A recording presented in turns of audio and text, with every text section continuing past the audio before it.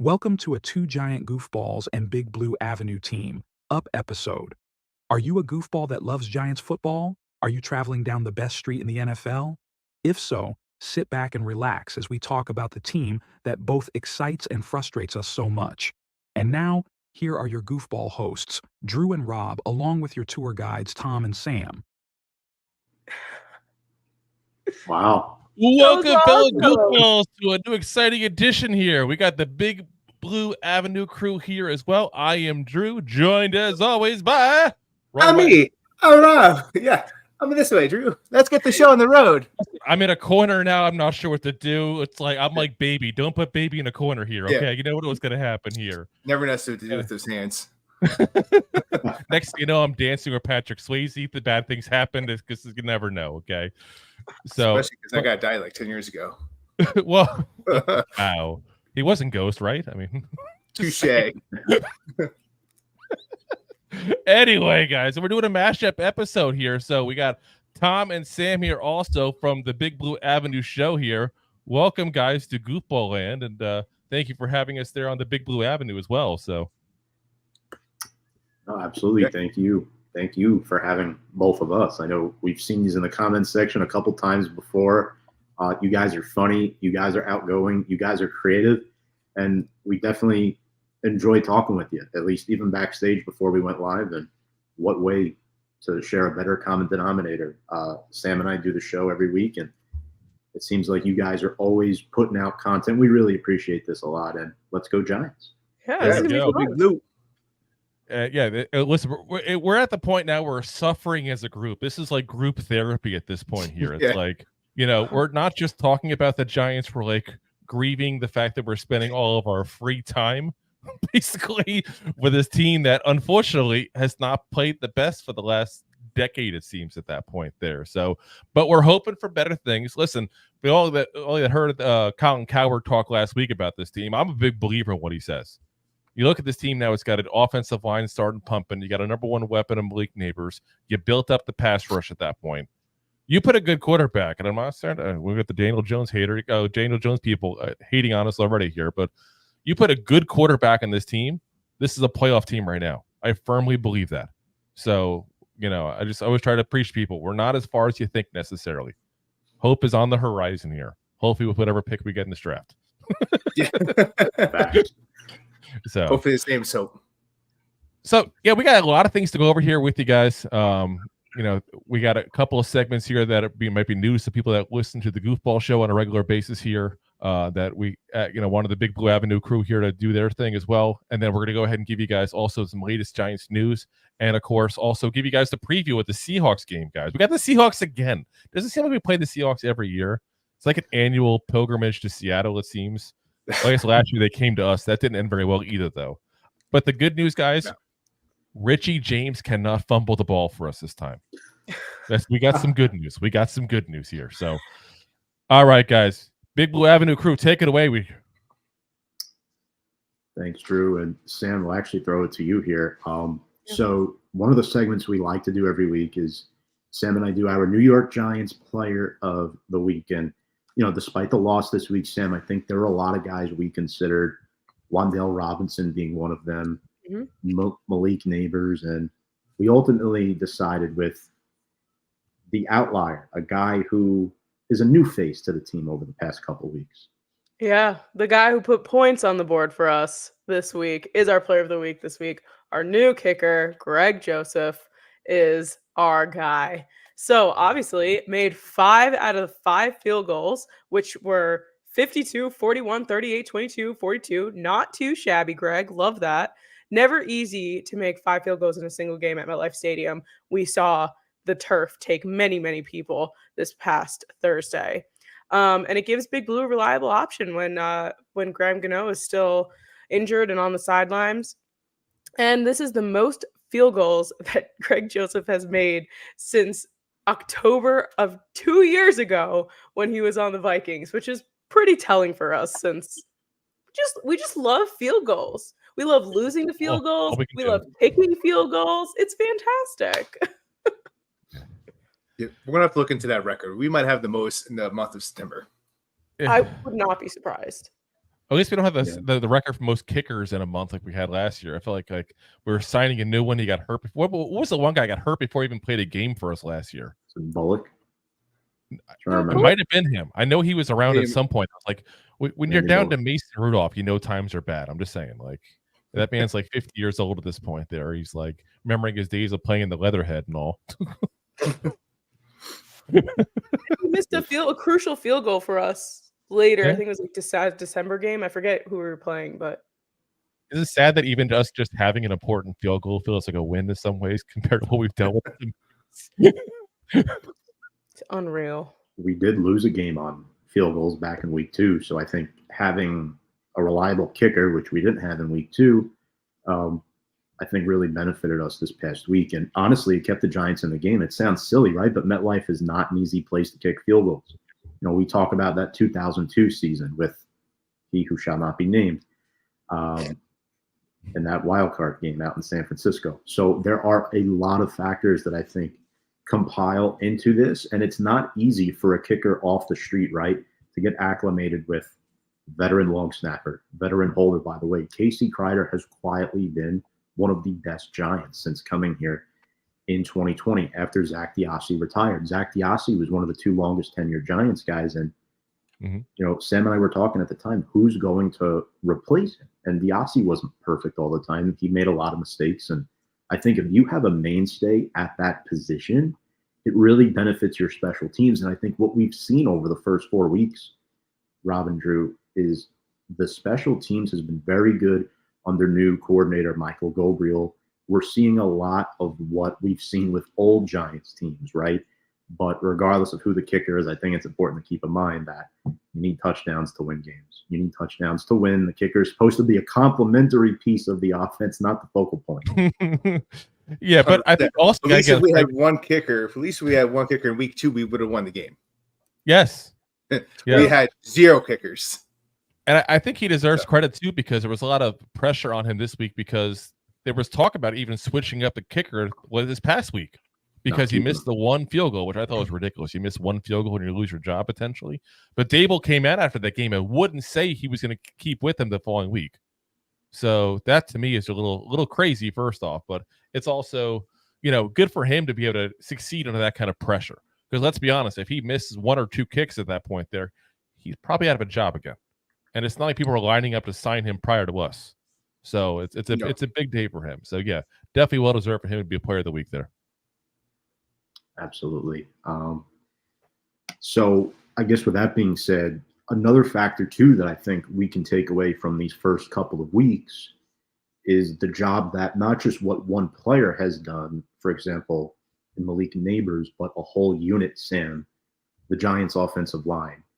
It's been an issue even before the second Super Bowl with Eli Manning at quarterback. Carmen Bricillo finally coming in after a revolving door of offensive coordinators, even back to Dave DiGuglielmo in 2020 when he replaced Mark Colombo when Joe Judge was head coach.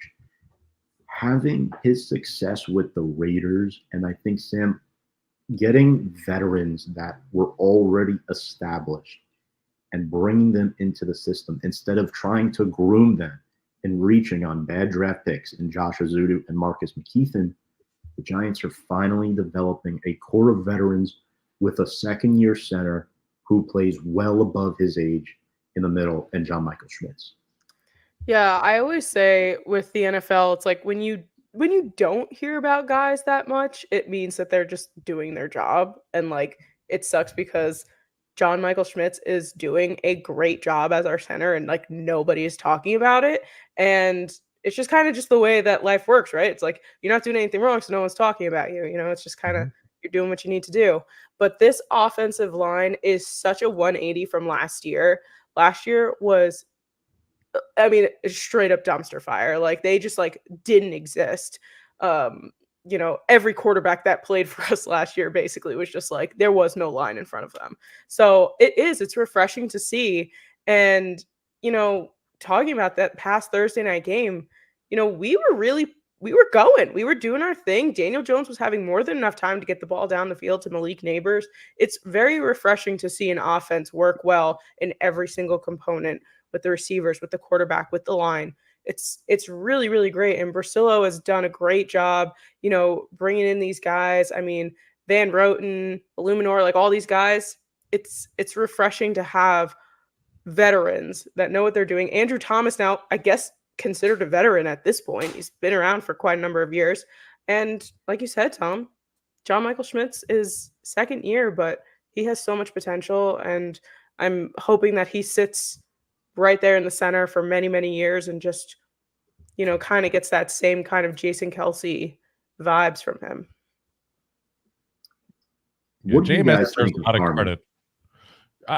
I like Carmen Bricillo a lot. I said in the beginning of the offseason when we signed him, Rob and I were ecstatic. We're like, this is probably going to be the biggest signing we have all offseason, which sounds weird in a year that you're literally signing a guy to a $30 million contract to get the quarterback. At least that's the rumor. I hear he's supposed to be able to do that.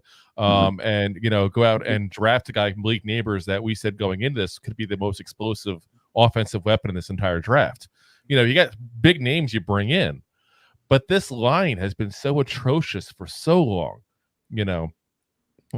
we've said forever that the Giants offense is like a pair of women's pants. There's just no pocket. Like, it's just insanity. You need to be able to give some protection to a quarterback. And listen, everybody loves to give all these various excuses for Daniel Jones. That's a legitimate one. Yeah. And I hate to say it, but I do think to a degree we've ruined him because he's had such bad offensive lines. I think the injuries have also ruined his deep ball throw. It's a whole different topic of the day.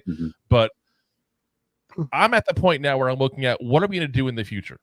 We talked about it a minute ago where I said, I think this team isn't as far away as people think if they just got a good quarterback. Well, you can't get a good quarterback if you don't get him a system to succeed in. So getting a decent offensive line, getting him the top weapon like he has now with Neighbors, whoever we get next year, he's set up for success. You don't have the excuse that, Daniel Jones has had the last 6 years now. Now, the one concern I do have with what's going on is obviously we're having a little trouble running the ball. A lot of that I put on the offensive line to a certain degree because Devin Singletary, while he's never been, not to bring up his name here, as we talk about names I shouldn't name, Saquon Barkley, he's not that kind of player. But he's a B-tier running back, and he's been that for multiple years. So when I see him going against a team that literally was giving up over 5 yards per carry last week, and now he's getting 1 yard per carry, that's a little bit of a sign of, me being a little scared of what's going on with the run game and the run scheme overall and the blocking scheme for it. I know Bricillo has talked in the past about wanting Jacob Johnson to be more involved. He likes having the fullback. He thinks it's a big integral part. You look at the snap counts, he doesn't get in very much. I don't know if that's what we need to figure out is get this guy more involved to be blocking. We'll see as time figures out. I'll have to figure that part of it out there. But JMS deserves all the credit in the world, guys. Like, listen, John Michael Hammerschleimer Schmitz over there, gets he got so much everybody was on this guy like you wouldn't believe last year. Like, he was injured the whole year, guys. And he kept on playing. He kept on chugging along. He had a lower body injury. Which, every single thing you do on a football field, regardless of what position you play, your lower body's involved. If you're hurting your leg, your ankle, your knees, your hips, any of that stuff, you're going to be hurting every single play. And then you throw into a late season shoulder injury. Well, guess what happens when you push somebody, which, again, is what they do every single play. You're putting that shoulder under pressure. So this guy's hurting lower body, upper body, still chugging along. I love having a guy like that on my team. As a rookie, nonetheless. Yes. So, and the center, we played down the center. That's one of the hardest positions to pick up right away. So, he had a decent first year, but like you said, 2 big injuries. Now he's come back. He's looking good this year. He looks healthy. And before the injuries, he looked good. He didn't look bad before the injuries. It was after San Francisco, which is when he had that first injury. That's when he started looking bad. And people, I think, were just so used as Giant fans of having guys not succeed, especially once we draft, that people are looking like, oh, here we go, another bust. Here we go.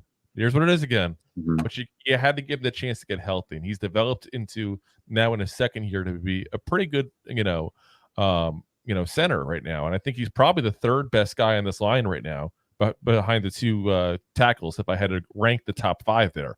But that's not saying bad about him because Andrew Thomas, one of the best tackles in the entire NFL. Some would say the best even. Jermaine Illuminor is just a solid veteran right tackle.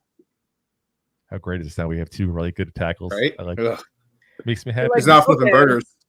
Makes me feel good. Oh, flipping burgers. That's where Evan Neal's at. Yeah. Jeez. Riding the bench. Well, remember he said that last year about us. Oh, these fans talking trash. Be flipping burgers. Blah blah blah. Well, look who's flipping burgers now, buddy. Yeah. Mm-hmm. I will support every Giant. The second you talk trash about the fans, the people who get you your salary, you've lost me. You've lost me. 100. Yeah, I mean, when it comes to the O-line, here's the money shot, Sam, and we talked about this, and Drew and Rob, I think you guys will appreciate this. We mentioned the word continuity. The Giants have had 268 offensive snaps this year. It's been the same 5 for every single snap. And that's part of the reason, too, why I think the line is playing so well.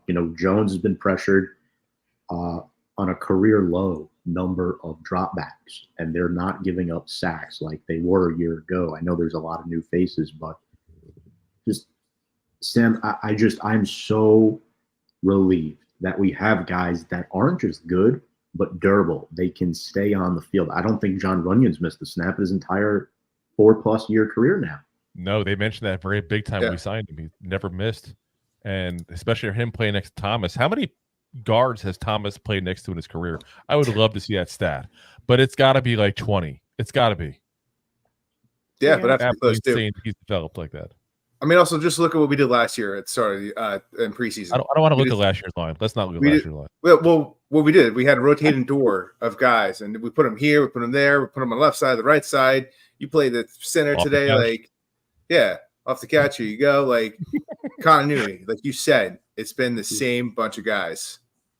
Yeah, this way your left side and your right side. I mean, if you think about it, a lot of those changes were happening because of how bad Evan Neal was playing. Like they were moving people around because they were like, why can't you do your job? Why are you blocking 1, no one, or 2, your running back who's trying to make it through? I feel like, wasn't that a play? He turned around and basically just stopped somebody from running or something like that. I don't remember, but it was just what are you doing, buddy? So that was a big part of it too. That's why we kept rotating, is because Evan Neal just didn't know how to do his job. 100%. The one that they were trying to fix that in the offseason.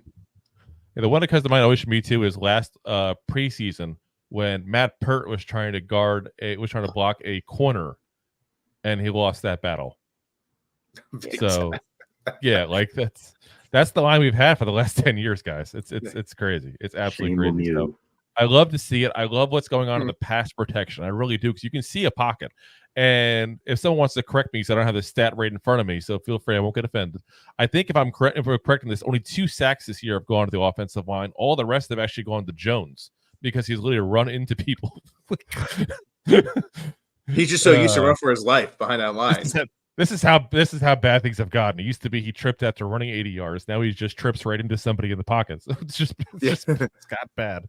But we just got to work on that run blocking scheme. And I do think there's probably a little bit of a disconnect, like I said, with Dable and Bricillo on that, though. I really do think that, because again, he's done seminars literally for coaches that are up and coming about how important the fullback position is.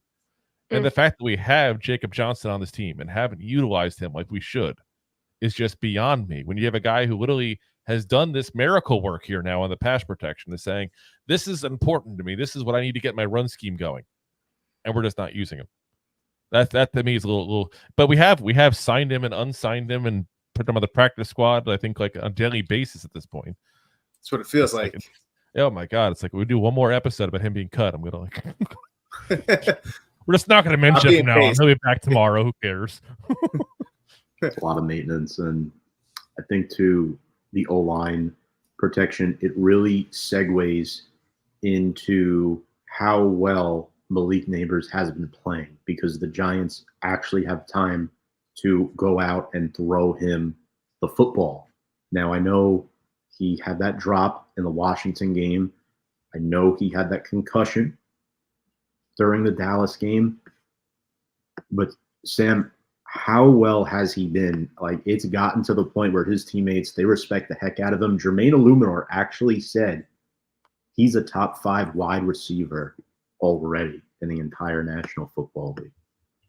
I mean, we were talking about it, I think, last week. Malik Neighbors is going to save a lot of people's jobs. Just him playing well. And not even playing to like an elite or an amazing thing, like just playing well, just catching the ball would save people's jobs. But he's going above and beyond right now. And it's a very refreshing thing to see as a Giants fan, because we have not been able to watch Daniel Jones chuck a ball down the field 9 times out of 10. When we saw that, we knew it wasn't getting caught or was going to be out of bounds or whatever it may be. To see Malik Neighbors sitting there down the field and catching it and then even getting more yards or scoring a touchdown from it is like, I think I texted Tom, I think during week 3, and I was like, is this what football looks like? Like, is this what watching a football game is like? Because I was like, oh my God, like we're actually putting up points and doing what we need to do. And like, it was so amazing. And yeah, I mean, I don't know if I'm going to say he's already a top 5 wide receiver because we've only seen him for 1 month playing in the NFL. Anything can happen. And obviously we're already seeing him going through the protocol, which sucks. But I mean, his potential is so high, and everyone compares him to OBJ. We'll always talk about OBJ because of this LSU and this and that and the catch and whatever. Honestly, I think Malik Neighbors is going to be better than Odell Beckham Jr. He definitely has potential as long as he stays healthy. Yes. You guys, did you see the stats what he did? He was the first Giant as a rookie to put up 3 touchdowns, 396 yards, and 35 receptions in the first 4 games. Mm-hmm. So it's nice to see some stats like that in the Super Bowl era. He doesn't seem to also have the Me Too attitude or some of the, I don't want to go as far as saying mental health concerns, but I mean, OBJ, when he was with the Giants, guys, he did some things that, let's be honest, were unhinged. Fighting with the kicking net. I mean, are you kidding me? And he lost the fight, which is the worst part. And I still think the one where he got in the fight with Norman nonstop, which, I mean, you've had people literally that were on the field later on that were Giants players that were at least anonymously say, like, yeah, OBJ was the one starting all this trouble and doing this. And that's the game that probably cost us the end of the Coughlin era, let's be honest here, because Coughlin lost control of that team in that moment, basically. But Neighbors doesn't seem to have that streak to him. The only thing that we've seen is a little concern is some of the comments he made pre-draft at that point. But I think people also forget, and we forgot in the moment ourselves because he gets so hyped up and everything on the draft. At the time he was 20, he just turned 21. I don't know about y'all, but I was saying and doing some really stupid things when I was 21. He's a kid. 100%. Yeah, like really, like, and he's dealt with, I think, a lot of adversity because of the spotlight he's now in, being really the star of the New York Giants this early in his career. And I think he's actually handled it very well. I do also want to say, Tom, I love the fact that you said the concussion as well, because I heard a lot of people say that's the drop he had with the Dallas game. I won't count that as a drop. The man had a concussion. Like, what are you expecting this man to hold on to a ball? Hold on, I'll have a concussion after this play. Hold on. I feel like that's how some Giants fans are already questioning if he's got the clutch gene and stuff like that. I ask anybody anywhere to go, and listen, I don't want anybody having a concussion here. I'm just saying, I ask anybody who's ever had a concussion, I'll put it that way instead. Do you think in that moment you could have caught a ball and held on to the ball? Because I'll tell you all, I was never a good football player. I was a starting left bench in high school, but I had 2 concussions in my, I won't say career because I was never a pro, obviously. I had 2 concussions, one when I was literally in Pop Warner and one in high school. And you literally lose your vision. You see stars, and that's it for you know where you're at. You're you get up, and it's almost like when you break a bone badly and you're so nauseous, you're throwing up and everything. That's not a condition you can hold on to the ball. So anybody who doesn't understand that, listen, I hope you never have a concussion. I don't wish that on people. Obviously, we all know the ramifications of those that happen to people later in life and everything. But that's not a drop. That's first off, to be honest, was not the way the ball should have been thrown. He was surrounded by 3 people, and Devin Singletary was right ahead of him with nobody there. If I'm right, it was Devin Singletary. But Jones put him in a bad spot on that play, guys. And unfortunately, he paid the price for that in the end. And didn't call out Jones once for it, by the way, which I give him credit for. Because a lot of other people in this league, especially at the wide receiver diva position, would have been calling out the quarterback in a second saying, why'd you put me in the position? You cost me this. Yeah. I think Jones needs to get him the ball where he can just step out sometimes and not take all these hits. That's another thing, too. If the accuracy is a little more pinpoint, I think he'll be fine. Look, Jones isn't garbage, but it's time to move on, right? I mean, Sam, we've exhausted this point throughout. Any confidence he had is gone. His deep ball accuracy has declined. It used to be very good, guys. It was top 10 in the NFL, top 5. Mm-hmm. And now before he met the clapper, he was really good at it. Now we're really seeing, unfortunately, and look, I don't take any pleasure in saying this, but Daniel Jones is not a good number 1 quarterback in the NFL.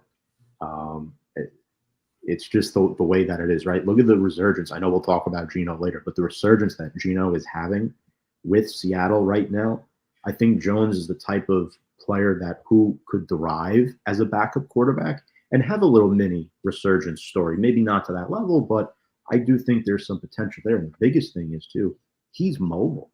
He's mobile, and I think that could benefit him in the future. But, yeah, look, Sam and I, right, we've been very avid DJ supporters up until this year. We wanted to see, yes, Rob, it sounds like you too. He's of the two of us, he's definitely the bigger Jones fan, that's for sure. Yeah, I mean, he says all the right things. He does all the right things. Oh, yeah. But there comes a point in time where it's not enough. I'm sick and tired of just hearing that over and over and over again and not winning football games. There was a meme that came out when we first got DJ. And it was like, we just drafted Eli's stunt double. Like, he's not good enough to start in the game. I wish. But yeah, but he looks like him and he kind of moves like him. He just doesn't play like him. I mean, I think that what it boils down to is, I think, again, great guy. We've said on our show plenty of times, like, he's the kind of guy, like, if I had a daughter, that'd be the guy I want her to bring home. Like, he has those qualities. You can see it. It's genuine. It's honest. I'm sure Kay Adams' father is very happy when he got brought home. But, it's I think the rest of his career is probably going to be, honestly, I could even see him being a Taysom Hill kind of guy that you have as a backup. You bring him in for, specific, third and short kind of situations where you want to have him in as a running threat, especially if you have more of a pocket passer as your starter at that point. I can see that kind of thing. I don't think a resurgence. I think the injuries killed him. Injuries and everything we did to him. Again, Merritt wasn't 100% wrong when he said we did him no favors. He wasn't. Let's be fair too. Geno. That's not fun. Geno was also the guy that got punched in the locker room because he was so bad. Yes, and he had a resurgence. Yes, so. He did. But he also had it in Seattle where Russell Wilson looked great and he's looked like nothing ever since. Just saying. You're not wrong. Sometimes it's the talent around you at that point. So, well we'll talk about Geno because we got Geno. We're going to see Geno this week, guys. We're going to see him. But we got to talk about a new Giant, though, before we do, because it's not a week with the New York Giants without us signing a brand new player. I don't know what it is. I think we've seen us sign more players this year than ever. It's almost like Joe Shane thinks the players are like Pokemon. He's got to catch them all or something because it's insanity how many players we've signed, dropped. Like, this man is not happy if we're not in the news here. What's going on? So we got Greg Stroman got signed to the practice squad here. He's a corner, 28 years old, 5'10", 180 pounds. Was originally a 7th-round pick from Virginia Tech back in 2018. 29 games overall, 5 starts, 65 tackles, 3 interceptions, 3 tackles for loss, and 2 QB hits. Spent his first 3 seasons with Washington, so if the name sounds a little familiar to you guys there, that's probably why. He split time with the Bills and the Rams in 21, but never appeared in an actual NFL game. Then spent the last 2 years with the Bears. He got a couple of starts last year with the Chicago Bears as well. Again, I know it's not saying a lot because it's the Bears. They were really bad teams. They did get some playing time at least. So, yeah, guys, I think it's just a fact that we have a ton of injuries at the corner position. Let's be honest. That's probably our most injured position. And it was a thin position to begin with. And that's why you keep on seeing corners being brought in on such a regular basis. We don't know what's happening in Drew Phillips yet. We don't know what's happening with the Dory Jackson yet. Nick McLeod's just coming off of an injury. You're going to need some bodies, potentially. And I think that's all this is. I don't want to say a camp body, obviously, because camp is over, but he's got that kind of equivalent. Like, you hope to never see this guy. But if you got him and you need him in a pinch, you could do worse. It's kind of like when you run out of eggs and you're Googling how to substitute eggs in a recipe base. That's what this guy is, basically. Applesauce. Is it applesauce? I've never actually done it before because I actually have chickens, so therefore I don't run out of eggs. Let's go in the backyard and grab them. That's crazy. Yeah, where I live, I'm allowed to have Oh, they're amazing eggs, by the way. Amazing. Oh, yeah. Sure. Very tasty. Very tasty. So we did also drop some guys as well. So we released undrafted rookie free agent Alex Johnson. Of course, was the big interception guy. It was last year at UCLA, but before that, basically never got an interception in his life. It was one of those weird quirks with his career there. Also dropped Joel Wilson, the tight end that we just signed last week, I think, if I remember right, too, as well. So we hardly knew ye. We also did an injury settlement with Lawrence Cager. So Lawrence Cager's time with the Giants is officially over. Just kind of, frees up that a little bit of salary space in the meantime. And if he gets healthy, he can go sign with somebody else. But the Giants are no longer any obligation to Lawrence Cager. So Cager was with us, obviously, a couple of years, guys. So obviously, we appreciate everything he did for the Giants there. But, yeah, I don't think he'll ever develop to be anything that crazy there. So I'm not too upset by the loss. But, for a guy to come out as a wide receiver and convert to a tight end, at least he was able to provide something. There's plenty of people that have done that kind of conversion and fell flat in their face, couldn't do a dang thing with it, or, got caught eating too much at the buffet table. Like, what's his name from the Panthers we got? What was the receiver we tried to convert to a tight end? Kelvin Benjamin. Oh, there we go. Kelvin Benjamin. Over him. Oh, my gosh. That guy. The same guy who admitted to literally failing the 40 time at the combine because he didn't want to go to a bad team. That worked out well from going to the Panthers. Yeah. Do you remember, though, the touchdown Cager had in 2022? It was against a big opponent. It was either Jacksonville or, no, it might have been the It was definitely Ravens. not Jacksonville. I was at that game. No. Okay. Trying to remember who it was, but he had an important touchdown. It was Houston. That's what it was, I think. And then he was the leading receiver in the Eagles game, week 18 that year when they sat everyone. So, yeah. I mean, he's the wish version. He's the wish version, of receiving tight end. A certain guy we lost in the offseason, Darren Waller. Like, he's not a good blocker. He does have the ability to catch the ball. In 2022, who's our top receiver? Isaiah Hodgins, maybe. He came through halfway. James. So you're taking a guy that couldn't make a team at the Bills and comes over, and then you're saying that Cager did as good as him. Like, it's not the best comparison, but he did play well, and he did give us hope as a Giant. So like I said, listen, the guy, I never heard anything bad about him. The guy tried his best. He just probably isn't good enough to be a long-term fix on any team. He's going to be that fringe NFL player that might get 1 or 2 more years somewhere else, make his money, retire, own like a used car lot somewhere wherever he's from. I don't know where he's from. I assume Georgia. He played at Georgia. So, next thing you know, he's on their, on a commercial talking about bumper-to-bumper warranties. Who knows? So, but anyway, we appreciate everything he did for the Giants, though. Let's get into the time for the talk about the game here, guys, because we got the game coming up here, and that's the big one here. The Seahawks yet again. It's almost like as bad as like starting off every year with the Cowboys, which thank God we didn't have it this year. But it's like that was like the trend for like 10 years, and now it's like somehow we played the Seahawks every single year now. This is the 3rd year in a row. You think You think the Mariners got a good travel package over to Seattle? Well, maybe because it's so close to where Steve Tisch lives in California that he was asking for it. Maybe that's what it is. Could be. He's over there making some movies with Mara's daughter, probably, or something like that. Who knows? So, or with Mara's son-in-law walking Phoenix there. Who knows? But yeah, so let's go into things. We're going to break it down for you guys for offense, defense, what to do, who to look for at that point, because we assume you all know who everybody is on the Giants, obviously, but you might not know too much as far as, who's on the Seahawks. So we're going to give you guys a little bit of info on that. Before we do, though, so Rob doesn't yell at me. I was going to say. He likes to yell at me. We're going to pay the bills real quick.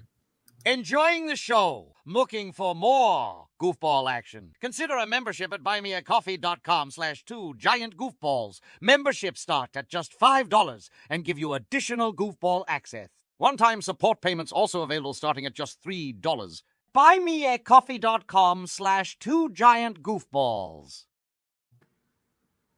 Get your bag. All right. Huh? Get your bag.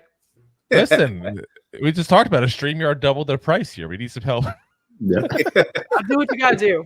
Yeah, and of course, we're also, those are on YouTube, we do super chats, and of course on Facebook, we do the stars as well. So feel free, guys, if you want to support. If not, the best way to support, honestly, is go to their page on Facebook, YouTube, whatever. Go over to our page, hit like, hit subscribe, hit share, because we say it point blank flat out. We're horrible at marketing. We count other people to do it for us there. So, if you guys really want to know everything going on with the New York Giants, and you want to be that guy at work that like somebody says that you can correct them because you're watching all the podcasters talking about this team nonstop, and go after Jerry who tells lies about the Giants at the water cooler, hit the like, hit the subscribe there on both Two Giant Goofballs and Big Blue Avenue there, guys. All right, let's get into that game here, because this is an interesting team to talk about there, because it's a team in transition. Obviously, they go away from Pete Carroll. They got McDonald, the former defensive coordinator from the Ravens, that's with them for several years during a lot of successful time there in Baltimore, and he's taken over. And honestly, it kind of feels like a very similar team being led by a new voice. The defense, minus last week, which we'll get into that here, and we talk about, what's going on in Seattle, was doing pretty good there. So let's get right into when we're on offense here. We're going on the offensive here, guys. We're doing it. We're putting up some points this week. We are not settling for field goals. I am not going to sit and have Greg Joseph be the player of the week again next week. We appreciate the 5 kicks, but God damn it, someone's got to get a touchdown. So true. So real quick, guys, we're going to go over, I know Rob and I, our show, we're going to do tomorrow, because we'll be live again Thursday, 9 p.m. Eastern Standard Time. Shameless plug. We'll do our parts about the injuries there, but we'll give you guys a quick rundown as well for you guys of what's going on there on offense. So the big one, obvious, Malik Neighbors got the concussion. He's still in the protocol. I'm hearing good things about him, but it's still a concussion. Until they're cleared, you never know, because it's not the teams that do it, it's the doctors that have to do it. And I always say doctors love the CYA. And if you don't know what that is, I'll get in trouble on YouTube if I say it too often. But they CYA the hell out of themselves at that point. And they're not going to release anybody until they're 100% positive it's 100% safe. And I actually 100% agree with that, because, again, you're talking, you want this guy healthy in the long run. You want him not having any long-term effects the rest of his life, either from playing football as well. So Devin Singletary also popped up on the injury report here with a groin injury. That popped up today, and that's really the first anybody heard about any kind of, major potential concern there for him. But he did not practice today because of that injury. Limited in practice, DaleRobinson with a heel injury as well. So, usually the heel of our offense is Daniel Jones, but apparently this is the heel that's hurting now is Robinson's. So we got a couple of big game guys. I mean, let's be honest. Malik Neighbors out of this game. This is a totally different offense. Totally different offense. 100%. Devin Singletary out of this offense. We talked about it. Guy averaged only 1 yard per carry against the Cowboys, but he's still the best veteran, and I should say only veteran, really, running back. Only veteran. But I know one thing Rob and I will be happy about, if hypothetically he doesn't play, not that we're rooting for him not to play, but if he doesn't play, you know what time it is, Rob? It's turbo time. It's turbo time. Get to the chopper. Yeah. Get to the end zone. Miller been sleeping on the practice squad the whole entire time, and I've been dying to see this kid in an actual NFL game. We're huge fans of him overall. First off, great story. Everything he overcame in his childhood and everything like that. But going on to a major school, getting kind of screwed over by the NCAA. And then, all of a sudden, literally, like at his pro day, would have had the best numbers of any running back in this draft if he was actually draftable. Like this kid basically hasn't played football in 2 years. Nobody knows what to expect from him. All I know is he'll probably be better than Eric Gray. That's not saying much, but he'll probably be better than Eric Gray at this point. Yeah. We're not Eric Gray fans. No, me neither. We put him in the friend zone. Yes, he needs to be put on the practice squad. Tracy, though.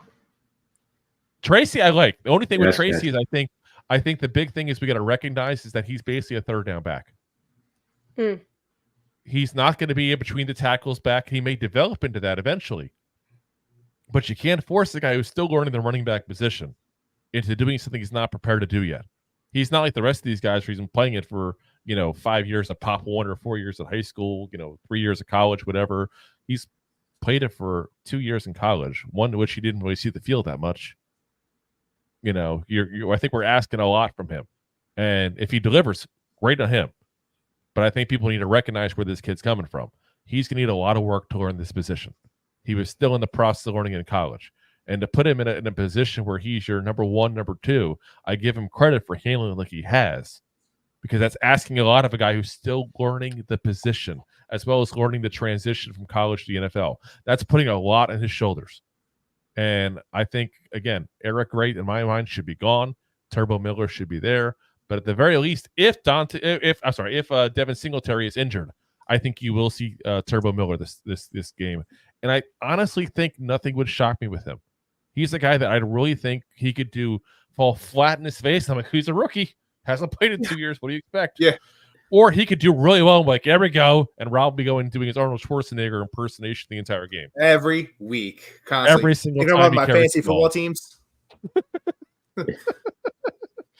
But yeah, we'll see what happens. Again, we want Singletary to play, though. He's the only guy we have at that point that's a veteran, proven running back on this roster. So let's get into, though, the injuries on the Seahawks, which is interesting because I know, unless somebody else sees something different, I looked about an hour ago, they still had not released an injury report with the Seahawks. But the big thing with them injury-wise is their defense. So last week, when they got absolutely demolished here by the Lions, defensive tackle Byron Murphy, the second hamstring, out for the game. Leonard Williams, our old friend there, with a rib injury, out for the game. Boye Mafe, knee injury, out for the game. Edge rusher, I'm going to probably mispronounce his name. I apologize ahead of time. I tried to get this one down before the show. It's Uchenna Nsu, knee injury. Linebacker Jerome Baker, hamstring injury. And then Julian Love leaves the first half injured against the Lions and doesn't come back in. So all those guys are questionable. You're talking about 6 players on defense alone that are now questionable for this game. This is completely a different defense potentially than what you had seen going into this. And this defense has done good, but they gave up 42 points to the Lions last week. Jared Goff was 18 of 18. Really didn't have an incompletion the entire damn game. And almost put up 300 yards against them. So it wasn't like and he was his first receiving touchdown. Yeah. Yeah, which is pretty impressive. Yeah, that was they 3 couldn't touchdowns. stop the run.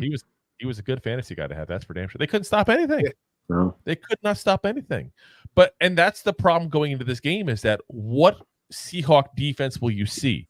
Because if they're healthy, they're not a bad defense. As I said, their new head coach is a defensive coach at that point who has a lot of respect in the league for what he does. It's a matter of how many of these guys will go. So as we're recording this here Wednesday night, we don't have the information to know that yet.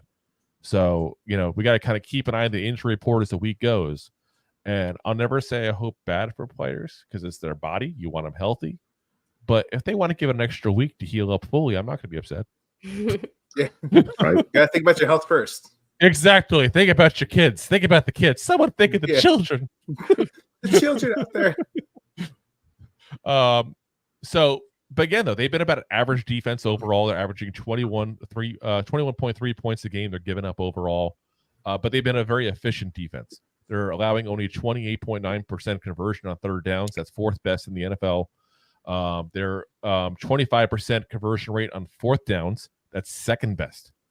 But they've also been high in the red zone. They're actually high average, I guess you'd say. 53.3%. So that's 15th overall.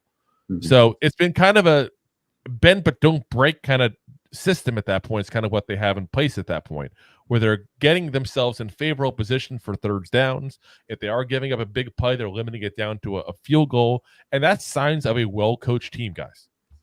Absolutely a well-coached team. That's the kind of stats that you can go, okay, whoever's doing the scheme is doing something right at that point. And as much as we love to give credit to the players, I think that's what it shows, is that McDonald's is having an impact on this team overall and how this defense is being run, especially compared to last year when they had a lot of big names, had a couple of really bad games and some bad performances as a result. Yeah.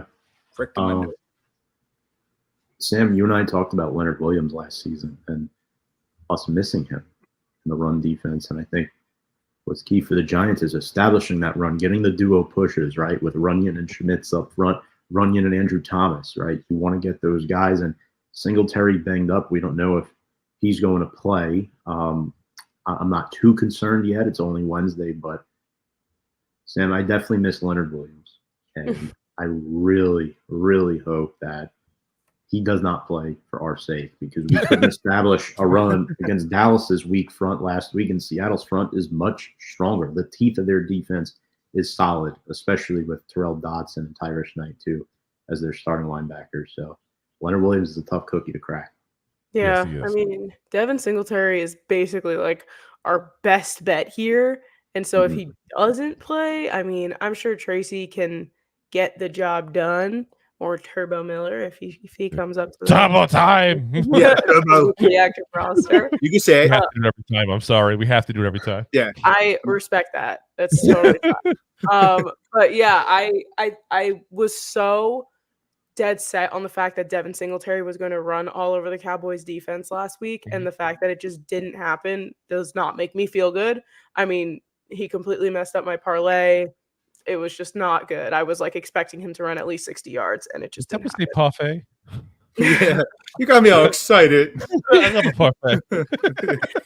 But yeah, that does sound nice actually. Doesn't But it? yeah, At McDonald's, we said parfait. Next thing you know, oh gosh, made me hungry. But yeah, I definitely think running is going to be a huge part of this game, especially if the defense on Seattle side is so messed up. But then we have to also think about, okay, well, if we don't have a good run game, then we have to throw the ball. And it's like, then who are we throwing to? All right, DaleRobinson. I'm sure he's going to play even despite the heel. Don't know. I think we need to put Jalen Hyatt on a freaking milk carton because haven't seen him around. It's like if we're going to be at least putting points on the board, I'm not saying that we're going to win this game because I just don't really think it's possible. But like we have to have guys down the field. And like, what about, like, I saw some people in the comments talking about it. What about our tight end presence? Like, we're just not even utilizing that at all. And I think I'm a huge Daniel Bellinger girl. I love Daniel Bellinger. I think he could be a huge asset to this team, and we are just not utilizing him the correct way. So if the run is 2 years in a row, I'm curious what's going on behind the scenes at Bellinger. I feel like something behind the scenes that we don't know about is going on there. And maybe this is one of those scenarios that, you know, as fans, we want to know everything going on. But I kind of got to give it to the organization for the fact that it hasn't leaked out yet, because something is going on. Same as you mentioned Hyatt, something's going on there as well, because they gave Hyatt every opportunity to beat Slayton into the season before it started. They wanted him to. You know, Hyatt's their guy. Slayton is not. Slayton's probably not the long-term plans. They want Hyatt in the long-term plans. They did everything they could for him to beat him out, and he couldn't do it. Couldn't do it. Yeah. I don't know about Belly. I can see him having a better year, you know, now that Waller's not over there and everyone's trying to like throw it to Waller, and he was supposed to be our number one weapon in the receiving. Like, I think that took away from Bellinger's play. He's still been blocking, you know, when he's in, but he also hasn't had any holding calls. Yeah, touche. That was brutal. Yeah, he's had a lot of them the last couple of years now. Right, and he's third on our depth chart, really, at tight end. At least you look at snap count wise. I don't know whether they have him officially on the roster here, but if you look at snap count, Manhurst is beating him out for snaps at this point. You know, it's almost like you're almost like shocked to see him on the field at this point. It's not to the level of Hyatt, obviously, but it's definitely noticeable that he's not on as often as you'd expect. Yeah, there's a lot of 12 personnel with Theo Johnson and Chris Manhurst. And Theo Johnson, I think eventually, as we get closer to the middle part of the season, within the next month or so, you're going to see him get more targets offensively. You know, he's been learning the playbook. Tight ends coach Tim Kelly coming over from the Titans. I think he's going to be a huge part of this offense. And I'm going to go out on a limb here and say this. If Neighbors doesn't play, he might be the second option. He might be the second option because you're looking at Wandale. You know, they'll throw here and there to Tracy. If Singletary doesn't play, then you're looking at really Theo Johnson. I don't trust Slayton to make too many plays. I don't trust him to be a 5-catch-a-game guy anymore. I'm not saying he's bad, but that's just the reality where it is right now. And then Hyatt doesn't touch the field. So who's next? It's really Theo Johnson. And you could pick apart that middle of the field. Theo Johnson, all in Tyrese Knight in the Senior Bowl. His average depth of target at Penn State was incredible. So that's one player. As we're talking about the Giants, how are they going to win this game? Play action, bootlegs, get him in open space. He can make people miss. He is, in my personal opinion, He catches the ball better than Evan Ingram did when he was here. From what I've seen so far in training camp, in practice, you haven't seen it in the games yet, and I really want to see it. He actually catches it. Yes. Doesn't drop it. Yeah. We also got to check the rock a little bit better. We got to check a little farther too, but we'll get into that part of there. But yeah. I mean, we'll have to see what happens because there's a lot of injuries here to both important people on our side on offense and their side on defense. And like we said, it's like you have to keep an eye on kind of. And I don't like to do this on a regular basis, but this is one of those games you have to kind of stalk this injury report if you're going to put money in this game, especially because who's going to be healthy and who's not going to be healthy is going to determine a lot of what happens in this game potentially at that point. Because if the Lions can put up 42 points against this team, there's no reason I think we can't put up 25. And if the defense has a good game, a couple of things go right our way, you never know what's going to happen there at that point. So, we mentioned the run defense. So run-wise there, the Seahawks are giving up 4.3 yards per carry. That's 14th best in the NFL. 116.3 yards per game. That's 14th as well. So they're basically an average run defense. So we really do need to get it going. I'm tired of the excuses. This run game has to get it going. And when we made the pitiful Dallas Cowboy run defense, which is one of the worst in the league, we made them look really good. Really good. And that's got to stop. Something's got to be figured out with that because there's too much talent on this team to do that. Devin Singletary is an established running back in this league. We talked about it before. We got a talented offensive line now, which sounds weird to say still as a Giants fan, but we have a very talented offensive line here. We got to get this going. We got to get this figured out because you got to take the pressure off Daniel Jones, who quite frankly can't handle it. He's not good enough to carry a team. Again, we'll get hit for that later on in the comment section, I'm sure, because the Daniel Jones people love to attack me for it when I say stuff like that. I root for the kid like you wouldn't believe. He's a giant. I want this guy to throw 400 yards on Sunday and get 5 touchdowns. I want that. I also want. Are you playing Madden? I also want a pony in a brand new beach house. Just realistic things here, people. Realistic things. That's where we're at here. So I just want him to have a little more support around him from the run game. So he has a better chance to succeed. Now, the strength of this team, though, really for the Seahawks, though, on defense has been the pass defense. They're allowing just 6.4 yards per catch there. That's 9th best in the NFL. They're allowing 167.5 yards per game, which is 7th best in the NFL as well. And they're sacking quarterbacks on 10.5% of passing down, with the 6th best. That being said, they're also allowing 66.7 completion percentage, that's 19th best. And they're averaging and getting interceptions just 1.7% of passing plays, 17th best as well. So what that tells you is they're allowing catches. What they're doing is they're kind of in almost like the mini prevent style where they're going to let you get the short stuff and they're going to stop you from getting the long stuff. And to me, guys, that plays into our strength because we can't throw the ball past 10, 15 yards anyway as it is. Let's be honest. Anytime Daniel Jones attempts to, he's off. He just doesn't have that. I don't know if it's a neck injury. I don't know if it's a confidence thing. It's a whole different conversation. But the numbers tell you that. He's 2 of 13, I think, on the year right now, over 20 yards.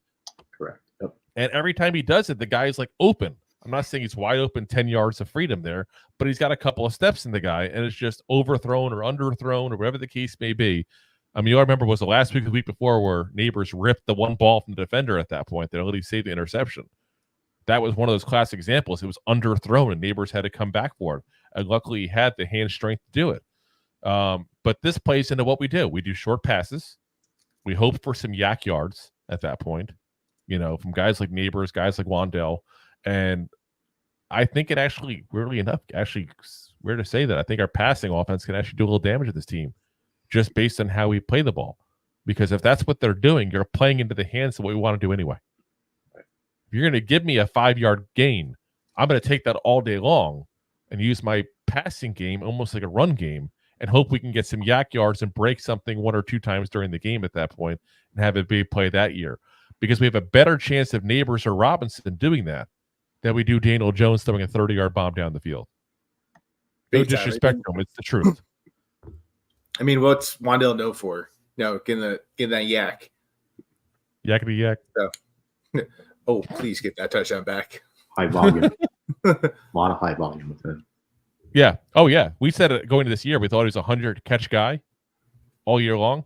And at this point, he may be get the record for the least yards with 100 catches in the season. Like, I feel like he's going to be like 100 catches, 800 yards the way things are going, which is insane to think about. 7 to 50.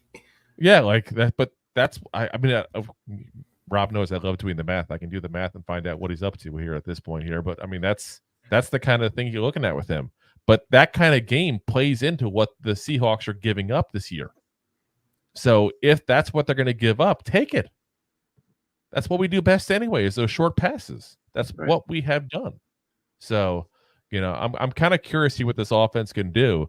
And if you can get a high percentage volume kind of thing like that, then you can get down the field and you can score some plays. And maybe this is a game that gets a little confidence for DJ, because he needs confidence, regardless if the injury is affecting him or whatever.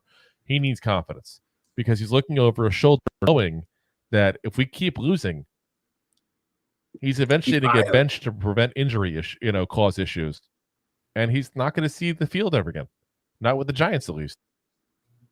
Yeah, and there's also another game like we were saying before with the tight ends, getting in their slant plays. Wandell, a lot of slants, a lot of play action. Got to set that bad boy up, especially if you don't have Wandell's on pace for 111 catches is what he's on pace for right now. And if the season ended, he'd be at 825 yards. That's what it would be at the pace he's at currently in 17 games. Like I said, that's got to be a record. I can look that up real quick, but it's got to be a record. As he looks it up. Yeah, my buddy Brian just said Daniel Jones only 2 400-plus yard passing games in his career, and my friend Brian is a Bucs fan. He from Clearwater. This is the guy from Clearwater, Drew, like you. There we go, Clearwater. One of them against the Bucs, if I'm not mistaken. So, yeah, we might be waiting a while for it because he doesn't take shots down the field, and when he does, it's overthrows. Right, and it's painful to watch as a Giant. Austin Eckler, 6.7 yards per pass, or per catch, is what the NFL record is there. Not giving me yards when I search it. 6.7. Wandell's actually at 7.5 right now, so he's actually not the record right now. Wow. He'll be well above that. I hope so. I think at least. I don't know. It's one of those things where. So, can they give him time? And if they give him time, he'll get more yardage. He'll get more time to get open, route separation, etc. Yeah. I think he gets the time. I honestly think it's just a throw. I think that's 100% the issue. I mean, you see it all the time. He throws the ball down the field and he's off. And again, I'm not trying to add fuel to the fire of the Daniel Jones haters. I want him to figure it out and fix it. I really do. But I don't know. I talked about this. I think it's got to be his neck. Remember? Well, he changed his mechanics in the throw. He used to have that white stance, and he used to throw it down the field, across everything, across his chest. Now he's more of a square stance, more of a power stance in boxing, if you will, and he's kind of throwing it just straight down. And I think that's messing with his. Well, obviously, it's messing with his mechanics, but it was supposed to help him be better planted to help his knee and help his neck injuries. Because he hurt his hip to be square. Yeah, it's connected to the knee bone. So let's give you guys some of the big names here you guys are going to hear during this game here on the defensive side. So Derek Hall, 4 sacks in the season from the linebacker position, along with Boye Mafe, one of the guys we talked about that's injured right now. We don't know if he's going to play, but he's got 3 cornerbacks. They got a pair of really good corners, guys, that are high. One of them's a high pick, one of them's a late pick that panned out pretty early on in his career. Devin Witherspoon, who's got a 73.3 PFF grade so far in the season, and Tariq Woolen, who's got a 76.4 PFF grade. Witherspoon, I've said forever, this is a guy to keep an eye on. He's a guy who started very late in high school playing football, had never played that before. He's still learning. He's going to be a really good player before it's all said and done. I still think he's actually in the development stage. Tyrell Dodson leads the team with 33 tackles. And, of course, you got a trio of ex-Giants on the defensive side of the ball as well. Again, we said we might not see some of these guys because of injuries, but Julian Love, Leonard Williams, and our old pal Jonathan Hankins, who played with the New York Giants back in the 1970s. It feels like at this point, it feels like so long ago. We drafted him like 2011 was we drafted him. I think I want to say it was off the top of my head. 13, yeah. Ohio State second round pick, if I remember right. But yeah, good player. Was one of that string of really good tackles we kept on drafting, but not re-signing for some reason. The guy like Linval Joseph comes to mind, obviously, that kind of same kind of mold at that point there. And he's had a nice long career. Again, he's still playing, 11 years after he's drafted. That's way beyond the average at that point there. So we'll see what kind of reunion we have there. So let's get on to when we're on defense here, because everybody loves talking about some of the players that the Seahawks have on offense. I guess they got a trio of really good receivers. They have a really good running back. They got a quarterback that I've heard can take a pretty good punch in the locker room. So, they have a lot of interesting players there overall. So Seahawks versus the Giants when we're on defense here. So first off, on the injury front there for you guys there. So on our side, Drew Phillips got the calf injury, did not practice today. Adoree Jackson, same thing, did not practice with a calf injury as well. Brian Burns is got a groin injury. He's limited to practice, was there though today. The big comeback here, Matthew Adams, who I know might not seem like a big name on paper to come back there, but he's practiced for the first time from coming off his quad injury after starting the season on the IR. This was the guy we acquired from the Browns in free agency there. Big special team guy. And a guy that you'll be hearing that name a few times there on special teams if he is active in the game. He's the guy that's all over the place in that. For whatever reason, there's some players that are just built for special teams and can't do squat on defense for the most part.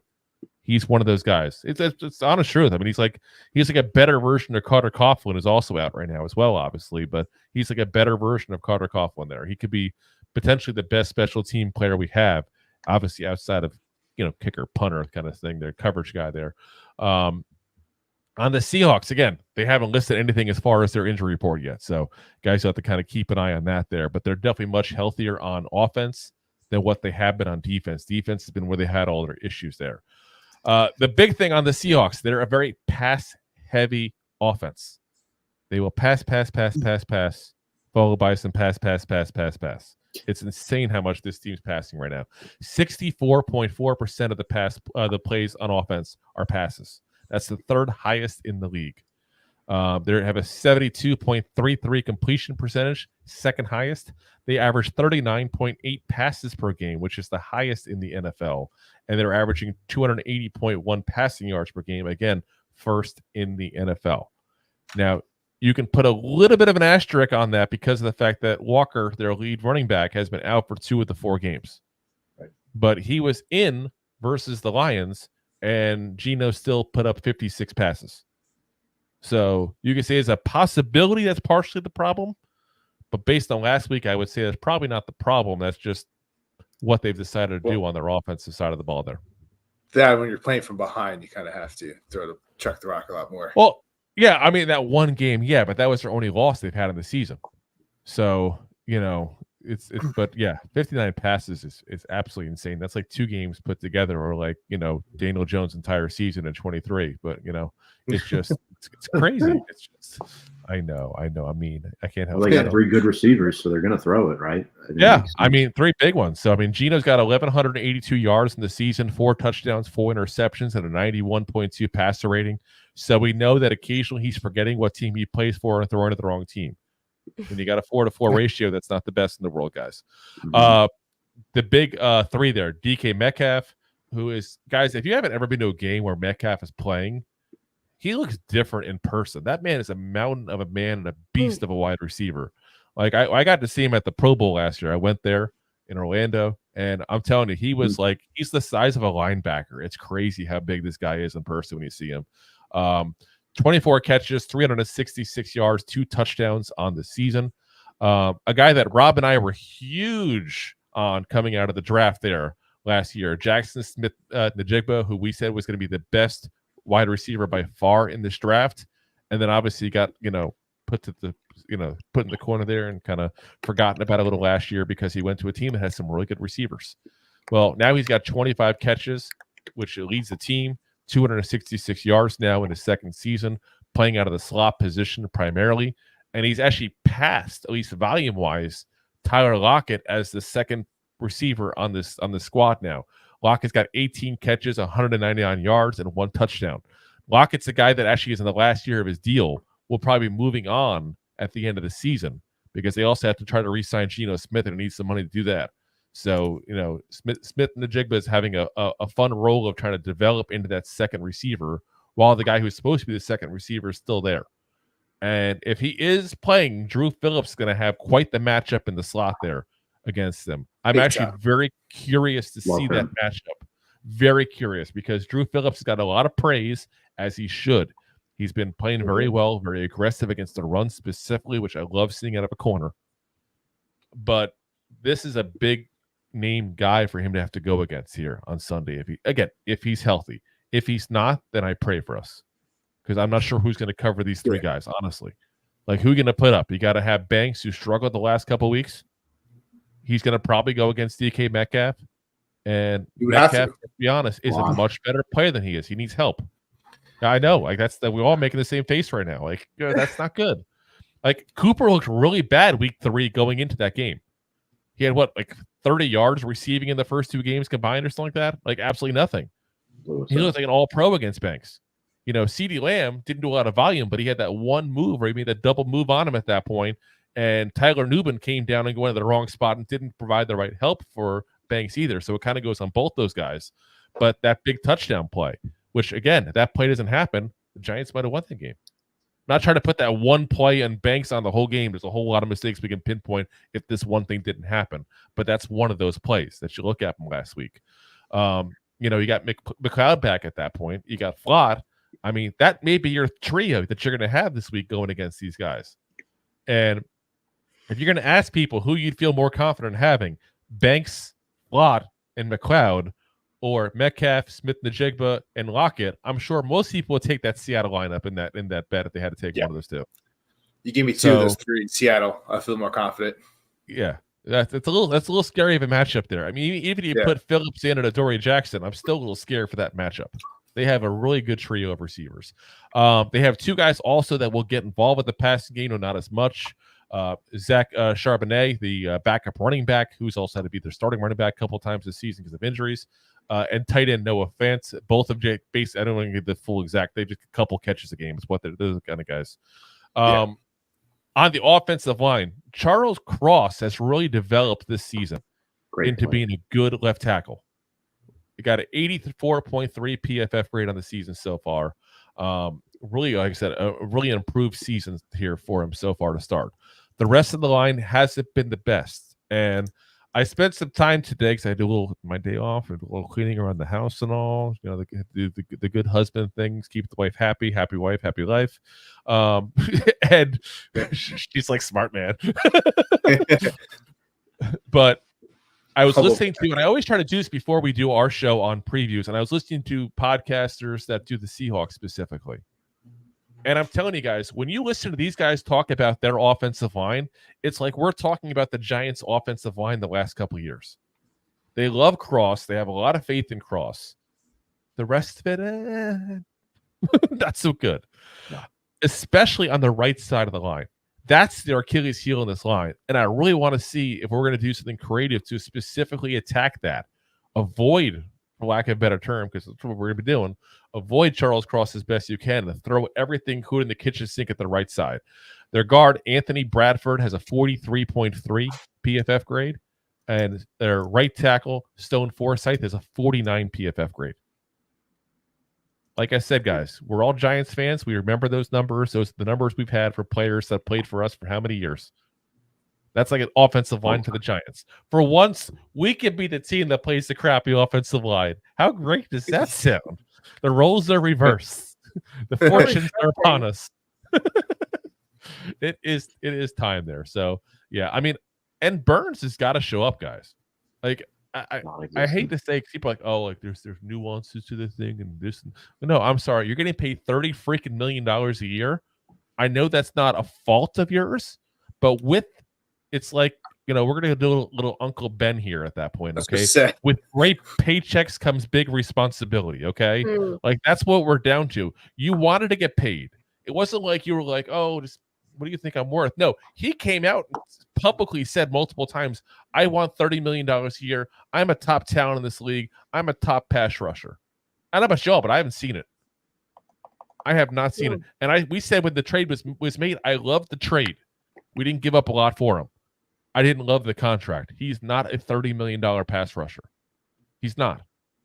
And unfortunately, now we're in a position where we're paid him as such. He has to perform as such, whether fair or not. You asked for it. We're gonna ask for that production back now.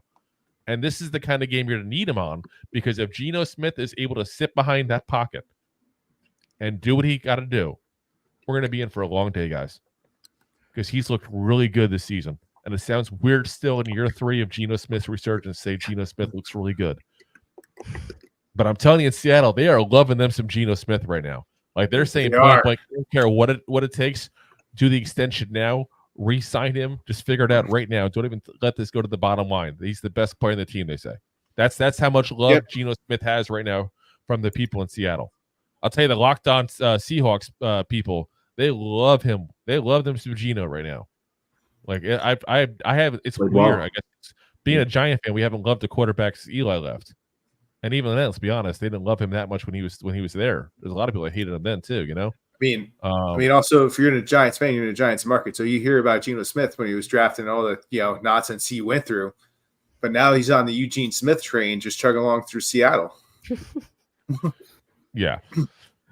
So real quick on their running game here. So Kenneth Walker the third, Esquire, because I feel like saying Esquire after that. When you put your third, I have to call you Esquire at the end.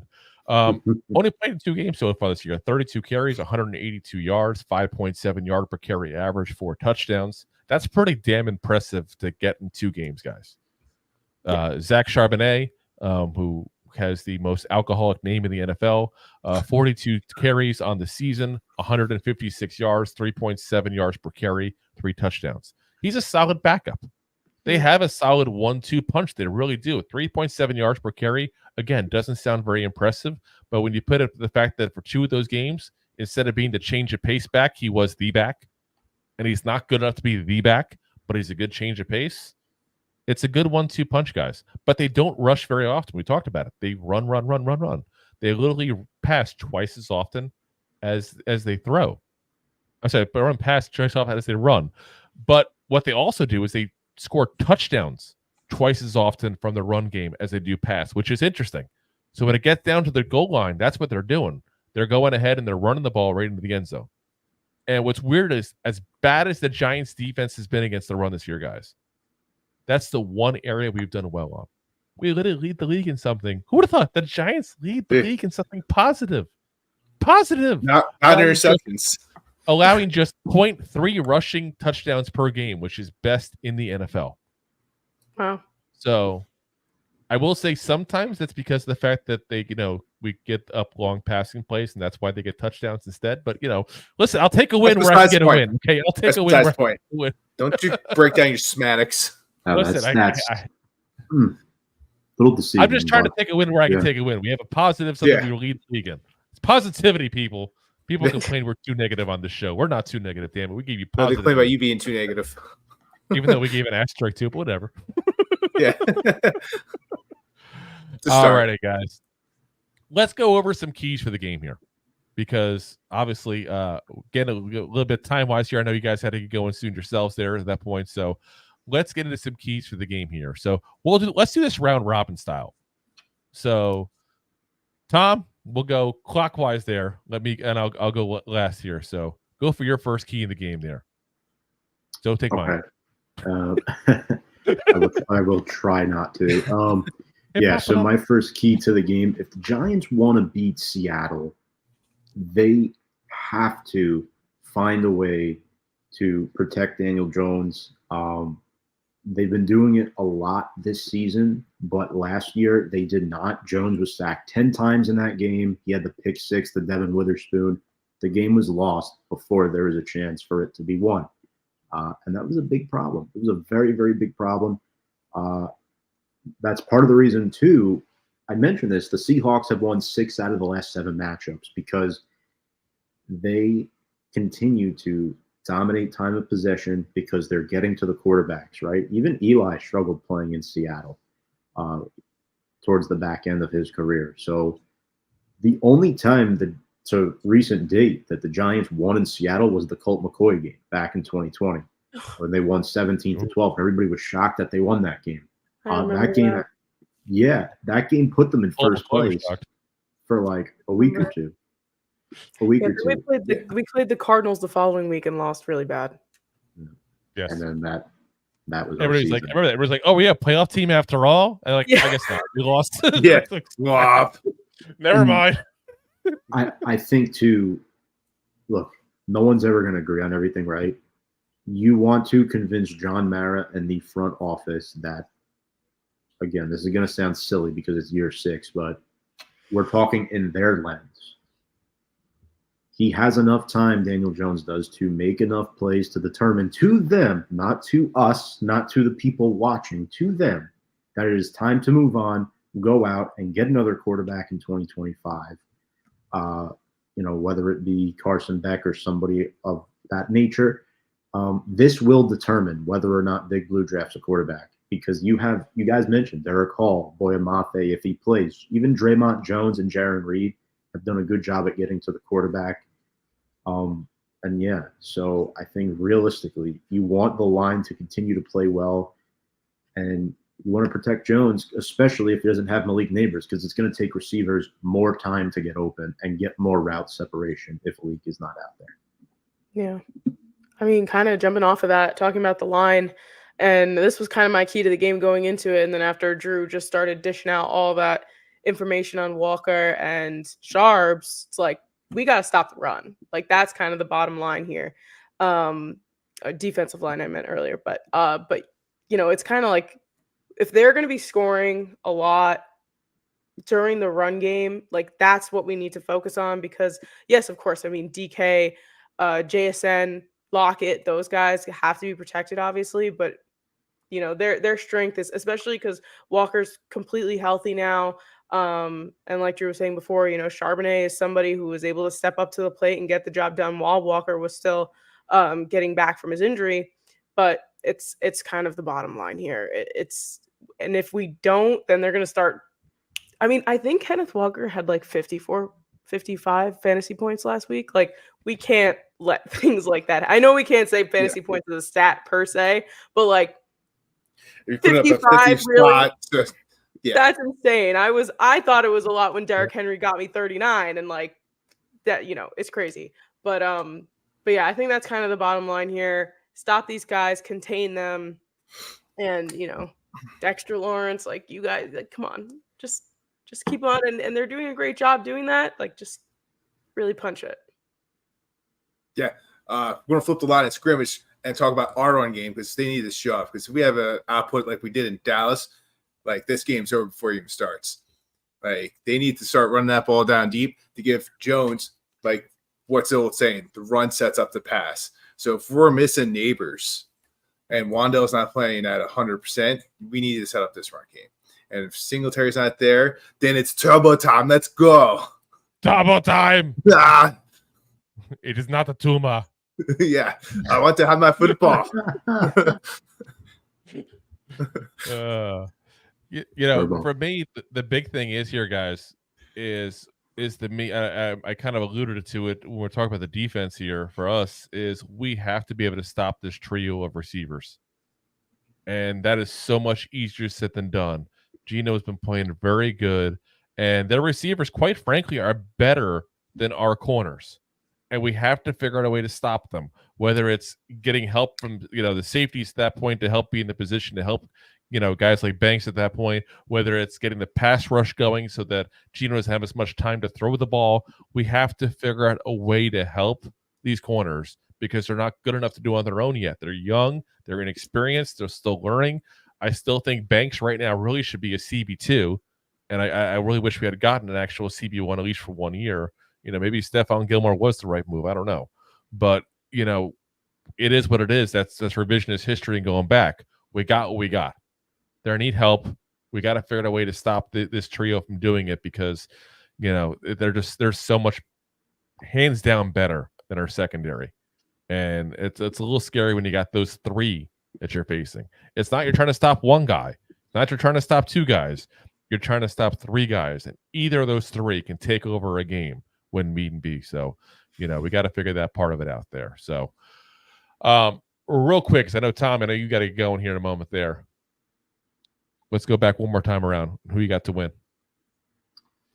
Yeah, look, so I think the Giants will be able to hold up the run game. I think Shane Bowen's defense will improve week in and week out. A couple guys we're going to talk about tonight quickly here, Bobby Okereke and Micah McFadden. In my opinion, two of the best inside linebackers in the NFC, possibly even NFL this season. They will take care of business and force Geno into 3rd and long. It's going to be a long day if the Giants do successfully stop the run. But Geno, I think Metcalf is going to burn us for a touchdown or two, potentially. Banks has given up touchdowns. And again, it hasn't been bad coverage. It's been tight coverage, but the receivers have just beaten them. These receivers that are scoring on them are elite receivers, really good receivers. Banks is a good corner. Right now playing average, below average a little bit. With that being said, and going up on the road, I think Seattle is going to make enough plays to win. Final score, Seahawks 23, Giants 17. Look, I think it's a close game, and I do think there's a legitimate chance the Giants could pull this out. You guys mentioned the right side of the line. Throw the house there, right? Jason Pinnock, who loves to flirt at the line of scrimmage the entire game, get him to the quarterback. McFadden, have him blitz through the middle. Disguise that in a certain way, and there's a chance to win this game. Will they do that effectively enough, though? My answer right now is no, and I'm leaning Seattle by 6. Yeah, I'm doing the same in terms of Seattle covering as well. I think every week so far this season, I've chosen the Giants to win a game, and I've just constantly going confident. And unfortunately, this is going to be my first time. I'm not going to be picking the Giants. I think Seattle's going to win this game. I'm going to say 26-20. Tom, you kind of put the cherry on top of it all here.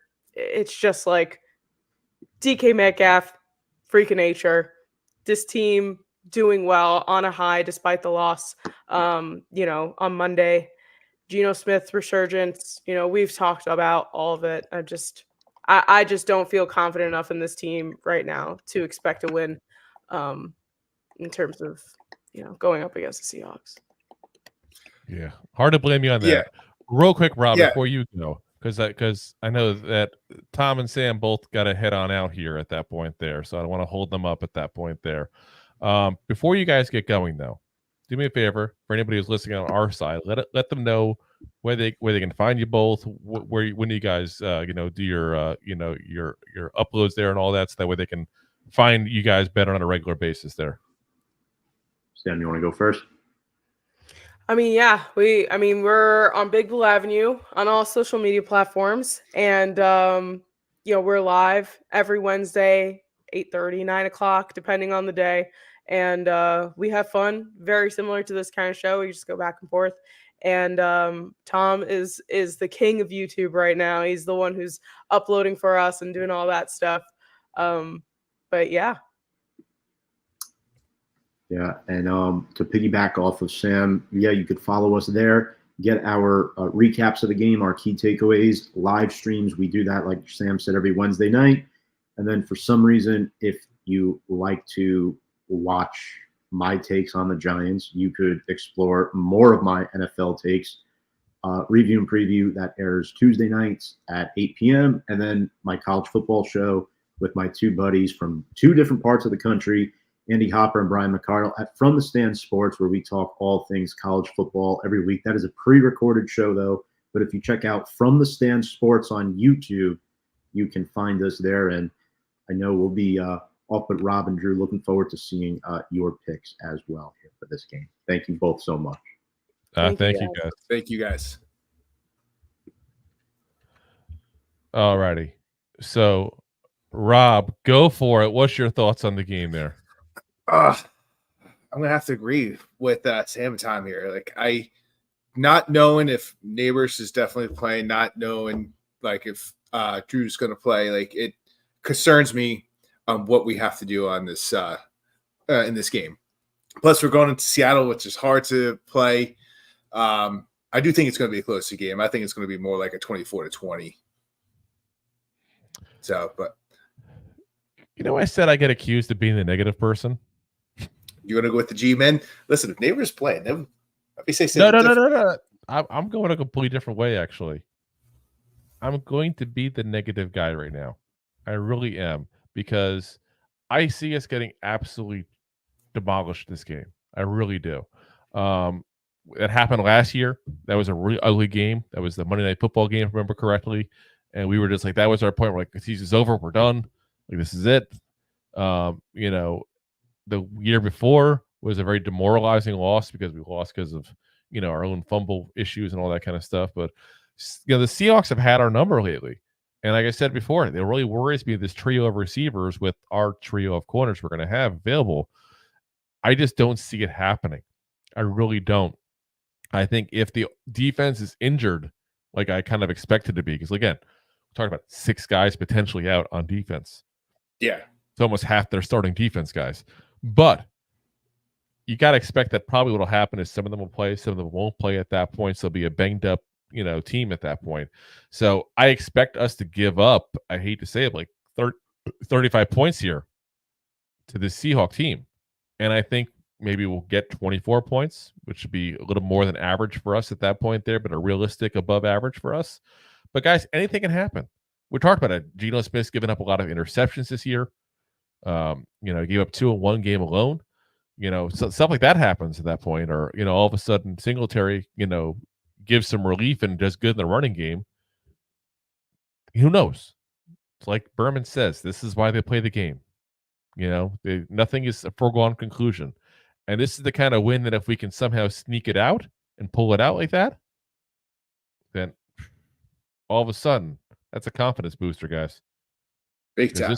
This is a good team, But if we lose, might be time at the end of the season, guys. That put us at 1-4. Might be time where you go, that's probably it. That's probably it at that point, because you really see us banging out, 10 of the next 13 games. Probably not. Probably not, but I also don't think you're going to need 11 wins to win this division. I'm not saying you're going to need it, but it's a potential, and it's kind of where you're going to set the marker at. You know what I mean? And then kind of see where it goes from there. But it's definitely, like I said, it's definitely a potential need at that point there. So let's get into the comments real quick, guys, because I know you all have got comments there. We're going to go right up from the get-go there. And then after that, Rob and I are going to give our picks for tomorrow night's game here for the Buccaneers and the Falcons. Daniel starts off saying a lot of blue in those boxes. Well, there should be some blue in the boxes. Again, get a little blue there.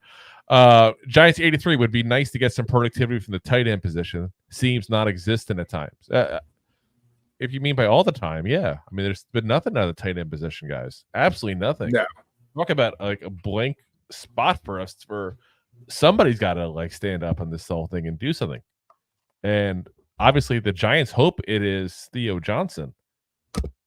And I would say Theo Johnson is the potential, or Daniel Bellinger. We talked about this earlier because we kind of alluded to your comment. It seems like something's going on behind the scenes with Bellinger. I don't know what, because he kind of fell from grace there last year. But whether it's Bellinger, whether it's Theo Johnson, I don't care.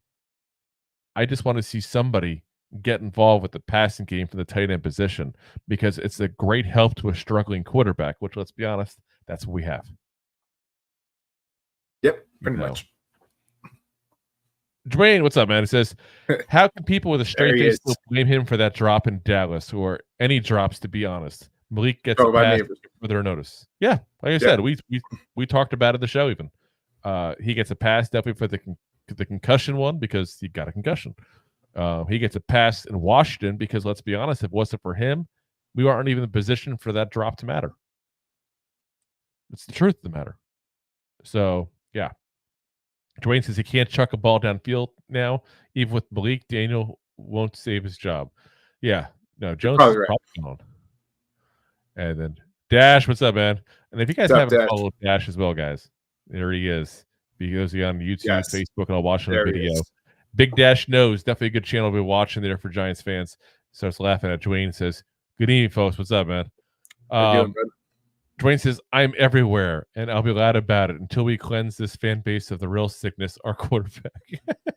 Dwayne doesn't mince words. He's not a big Daniel Jones fan, that's for sure. And like I said, I get it.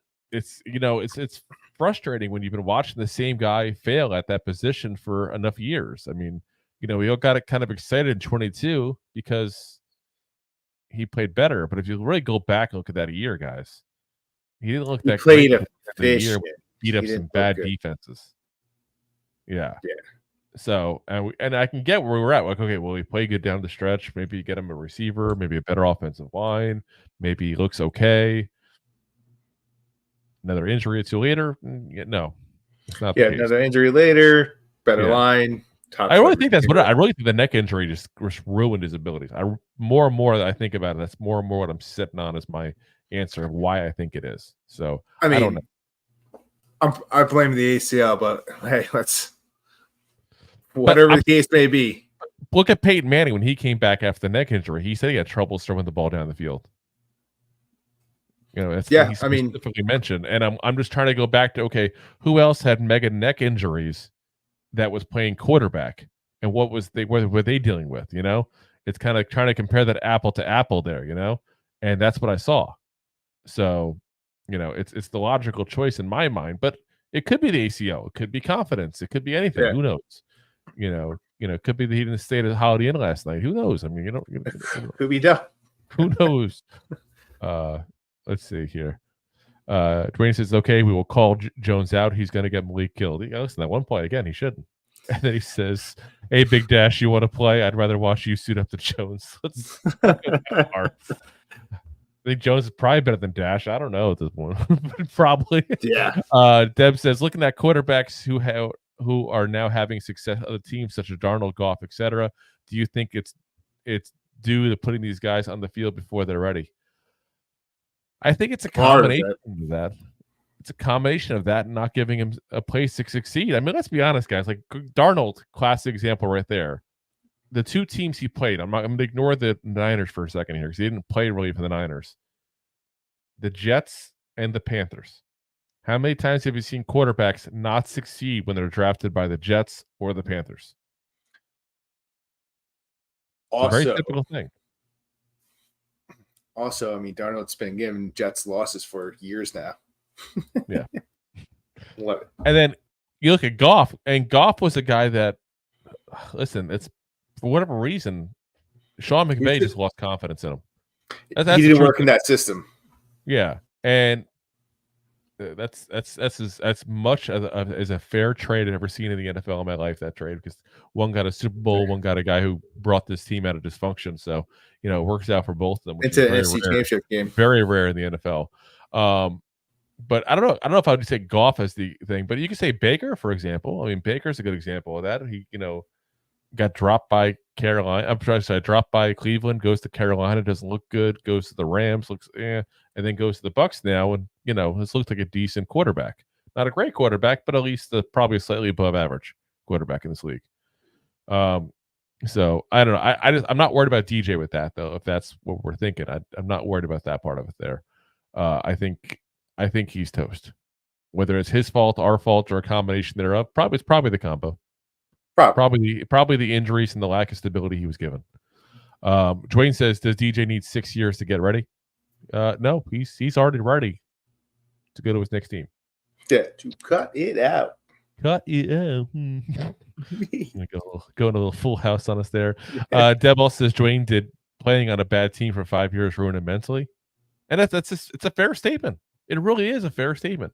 And it's not just playing for a bad team. It's like it's playing for a team that gave him no weapons. We talked about before the receivers they had in 22, his best year, like absolute crud. Like, XFL teams have better rosters at the receiver position than we did.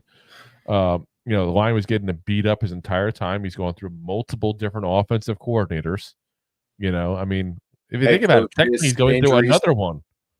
technically he's going through another offensive coordinator change because Dable's calling the plays now. Kafka may still be there, but he's kind of there for show. Yeah. So, Giants 83. Jones can't elevate a team. He needs the team to elevate him. That's not a franchise quarterback. We have pieces in place, but need to change at QB. 100%.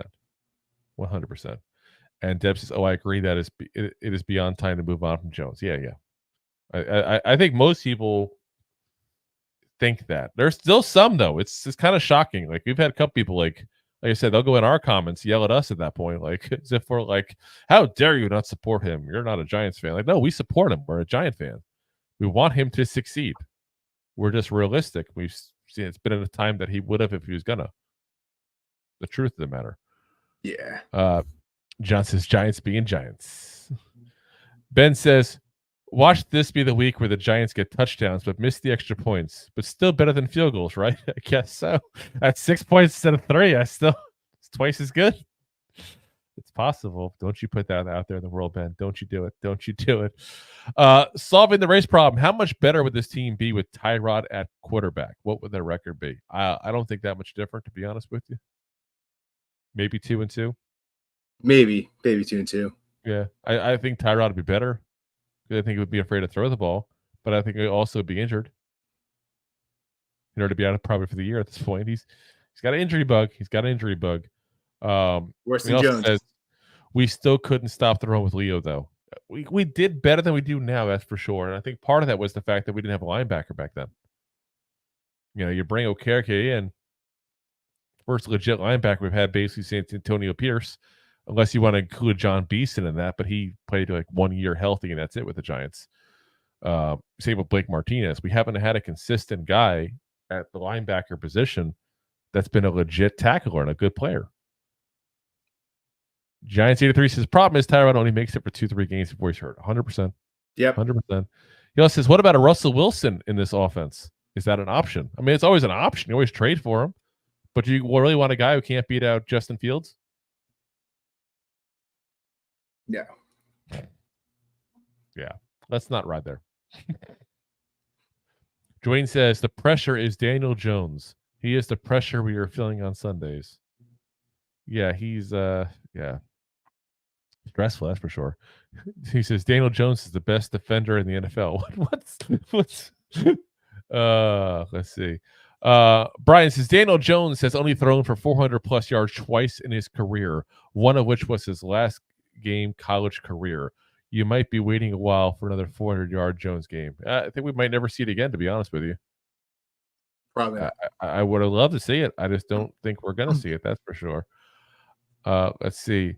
Sin Terrell says, today is my dad's birthday celebration. Well, tell him happy birthday there from the Goofballs, and I'm sure also from Goofy birthday from Tom and Sam as well, from Big Blue Avenue as well there. Let's see. Mel's, I think we've got a lot of emojis, I'm guessing, based on the way this work comes up there. No worries, guys. We're on the upswing of 500, so just keep promoting young rosters. Recent draft hit on 5+ players. We're just beginning. Fan base been studied. Yeah, I mean, again, I think we're a quarterback away. I really do. I think if we had a quarterback, this team looked good. We'd be talking about positive things much more often. And I'm looking forward to that day. I really am. I don't want to keep talking about losses, to be honest with you guys. And it's not that I want to keep talking about the Giants when they're doing bad. I just want to give you guys some positive news. Because let's be honest, the more and more these losses just keep raining down on us, the more and more we're going to be negative. Because it's demoralizing. It is. You know, nobody wants to admit it really, but it is. To be honest, like it just makes you want to, Sometimes you scream into the pillow. We've done it plenty of times on the show. And your dad's in there. Howdy, Dad. He goes, howdy. Which I just love. He says howdy, and he's wearing like an Old West thing in his photo thing. I just love that combo there. Very nice. William Phelan says, LOL, all we have are bums. No, we have some good players, guys. We really do. Like I said, Colin Coward, and I don't like to give the guy a lot of credit. What he said last week wasn't wrong. Got a weapon at wide receiver. Got a good line now. Developed some pass rush there by, spending some time and effort in there. With Dexter Lawrence, Brian Burns, who again isn't a $30 million rusher, but he's still above average. He's still a pretty good one. and Kayvon Thibodeau, who shows up at times as one too. You know, we've got some moves there. Tips. Yeah. We got some moves. So, all righty. Let's go to our last segment here, guys. They got a game tomorrow night. So we have to go into our picks here for the week here for at least this game. And then we'll do our pick show tomorrow night, 9 p.m. Eastern Standard Time against a shameless plug there. We got Buccaneers at the Falcons. So the Falcons are a 1.5 point underdog. The over-under is 43.5. Rob, who you got? Taking the Falcons at home here. I think they're playing some good football. I think it's a tough division out there. It's a very defensive game over there. So I'm taking the under at home and the Falcons for the win. And obviously the spread because they're underdogs. And I'm sorry, did you say over or under? I missed that word. Under. It's a very tough defense division, if you will. They play each other usually pretty close. So, yeah, and honestly, this is a toss-up game for me. I can sit there and pick either team and give you guys a good reason why. And I don't think either one of them is out of the ordinary, out of the realm of possibilities to happen. I think on paper the Falcons are a better team. I think the Bucs have been playing just as well though as the Falcons. Coming off of a total beatdown of the Eagles, which I loved watching. So I'm torn on this one, honestly. And I'll say this: if I was placing money this week, I would not place it on this bet. This would not be a game I'd place the money on, except one thing. And I'm going to disagree with Rob on the over-under. I think this is going to be an over. And that, to me, is actually the safest bet I'd put in this game there. So I'm going to do this. I'm going to agree with you, Rob. And I'm going to say Falcons, though, in the game. I am. So I'm going to say Falcons as well. The win, obviously, they got the points. They're going to be the over-under pick, but I'm going to say the over. I think this is going to be a higher scoring game than people think at that point. Not a crazy high scoring game, but I think this is going to be like one of those like 24-21 kind of games where it's going to be like the mid to high 40s at that point would be the point total, and that'll be, I think, a decent pick overall in the game. So we'll see who's right. Sometimes you're right. Sometimes I'm right. Sometimes we're both idiots. Who knows? It does feel like a nut. Oh, yep. All righty, guys. That's going to call it a night for us. Again, we'll be back tomorrow night for you guys here to go over all the games in week 5. And from there, also, any other Giants news that just popped down, guys. We always have some Giants news to give you Thursdays as well there. So we appreciate you guys for watching. As always, again, I want to thank Tom and Sam as well for coming on and doing a joint show with us there. Always fun. We love to get, in front of new people. That's always great for us. But it's also, we like to give you guys that do listen to us on a regular basis or watch us on a regular basis some new voices as well. Because let's be honest, you're all probably tired of me and Rob talking all the time. Especially me. Yeah. Definitely. So, definitely me. Definitely. Yeah, definitely. All right. So, guys, we'll be back tomorrow night, 9 p.m. Eastern Standard Time. As always, guys, we appreciate you guys for watching. We are always live on YouTube, Facebook, Twitch, and, of course, Rob's favorite, LinkedIn. Oh, God, my LinkedIn profile. And whenever I remember, we're on Instagram as well, which I happen to remember on this one. So we're on there as well. And, of course, as always, we are available the next day, 5 a.m. Eastern Standard Time on audio podcast platforms as well. So we're on Apple, Spotify, iHeartRadio, Pandora, all the big ones there. Listen, if we're not on it, you're just in the wrong platform. You've got time to change up there at that point. That's all I'm saying. You must be using some weird third-party one I never heard of at that point there. You're on the wrong one. Branded page. So, if you haven't already, guys, again, do me a favor, hit a subscribe button, hit a share, hit a like. Like I said, it helps us a lot at that point there. If you're on the audio, leave us a review. If you're on Apple, that helps big time as well. Appreciate you guys for watching as always. And as always, Giant fans, go G-Man! Thanks for listening to Two Giant Goofballs, a New York Giants podcast. We appreciate your support. Thanks so much. Please, I'm begging you. Please subscribe.